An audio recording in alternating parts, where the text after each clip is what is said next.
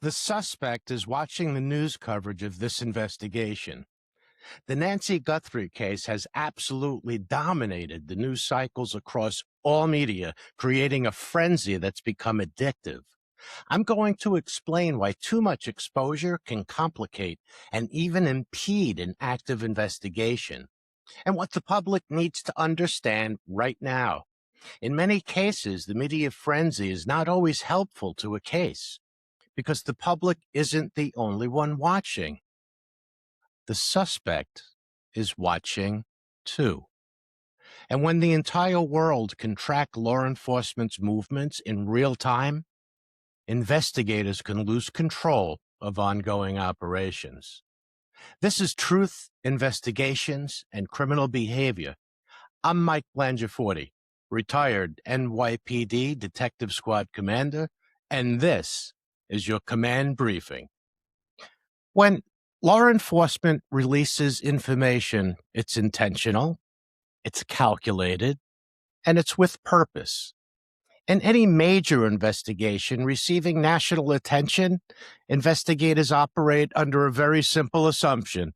Anything released in the media becomes the dissemination of intelligence, not just for the public, but for suspects too, for accomplices, and for anyone who is considering destroying evidence or fleeing. Suspects are going to monitor all the media coverage. They will watch the press conferences. They'll analyze what's being said and what law enforcement knows. They're going to look to get signals about law enforcement operations in proximity to where they may be. So when media outlets broadcast every single moment, every deployment, and follow investigative response to every search zone with drones now, that's not just transparency. That's operational visibility, complete exposure. Not good. Why? Because this operational visibility changes behavior. It changes how law enforcement must operate as well as the suspect's behavior. Deployment of investigative resources are sometimes accompanied by specialized units, if necessary. Investigators may often be going to interview a witness, a possible suspect, or to execute a search warrant. These movements are deliberate and they're precise. They're based on what investigators know or suspect about evidence, location, movement patterns, or timelines. Now, let's talk about these media drones for a second. When these drones hover overhead, broadcasting live where law enforcement is positioned, the suspect may be or very well is watching from close by, from miles away, on TV, or from a phone in their hand.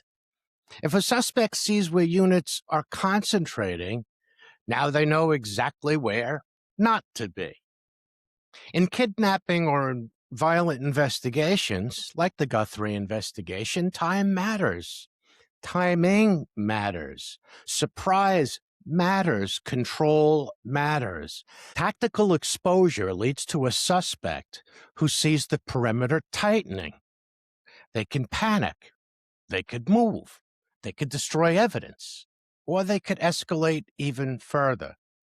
And that's not operationally helpful. Investigations do not move at broadcast speed. Now, as you all know, news organizations operate 24/7, so they must fill airtime 24/7. Investigative progress happens in phases. There's the data collection, evidence collection, forensic processing, the digital information that also has to be processed. There's controlled interviews, possibly interrogations. You may have to draw up a warrant, and then there's judicial review, and finally the search warrant execution. Hopefully, in this case, there'll be an arrest and a prosecution. None of that sounds very dramatic, but that's how cases are built. That's how cases are brought to successful conclusions.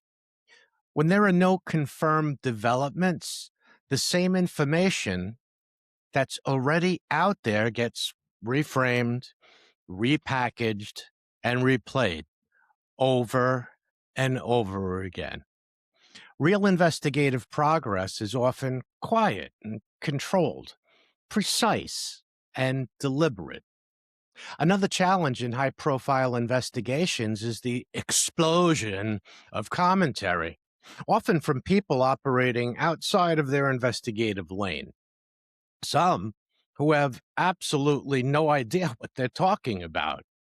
Now, not all law enforcement professionals operate in the same lane. Experience in law enforcement is specific.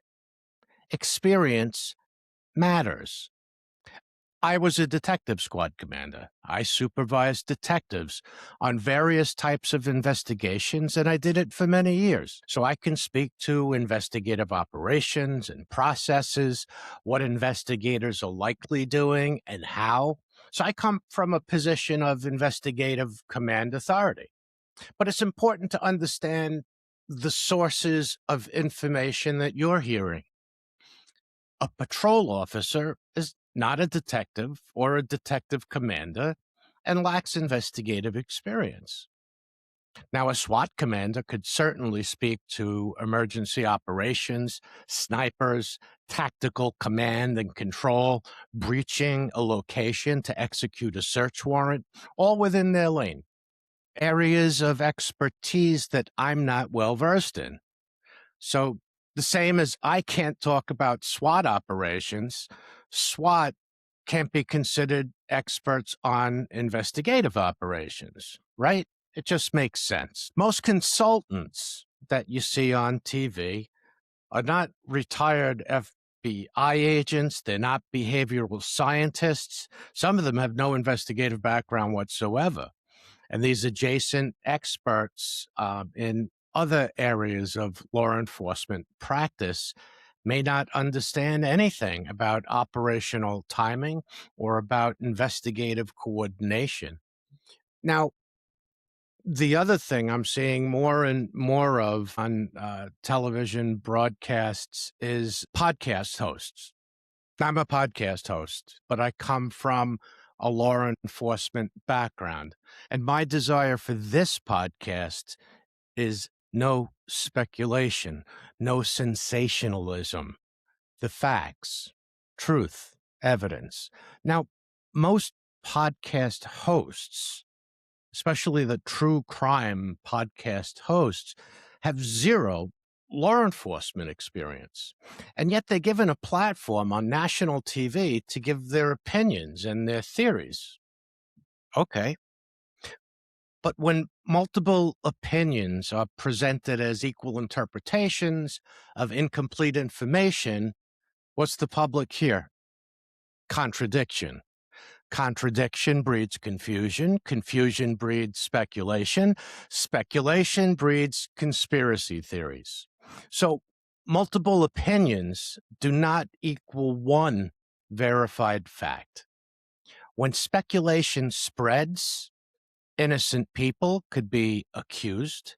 Families could be harassed. Investigators receive thousands of completely irrelevant tips. And then investigators don't just chase the good leads. Now they have to filter the noise and some of the disinformation. Every rumor requires independent verification. Every viral theory consumes manpower. Major investigations often involve multiple agencies, local, state, and federal. So you need to have interagency cooperation where all of the law enforcement agencies are working closely and in concert with one another, sharing leads, sharing evidence. Now, the federal agencies, especially the FBI, bring all these digital tools. They have interstate reach and they have forensic depth, and each agency has to operate within their jurisdiction, their legal thresholds, their prosecutorial coordination, federal case and a state case, sometimes both.